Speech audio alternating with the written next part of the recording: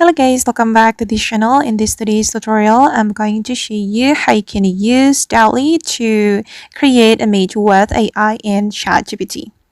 Okay, let's get into it guys. First thing first, you have to open the chatgpt.com and you have to log into ChatGPT. And after that, you're going to access some applications in ChatGPT. You can click on this icon and then you can click on Explore GPTs. Okay, and you need to scroll down until you find DALL-E, this one.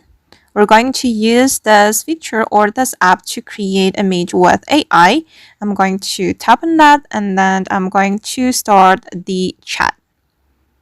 Okay, and I'm going to ask the AI to create image for me.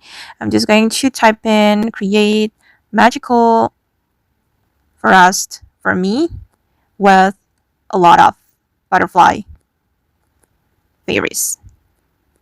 Okay, and I'm just going to send it to the AI. Okay, and the AI or the DALL-E will create an image for me. And we just need to wait until the image has been generated. Okay, this is the result, guys. And you will be able to download it. If you want to download it, you just need to tap and hold on it. And then you can click on download image. And the image will be downloaded to your device. Okay, now it's done.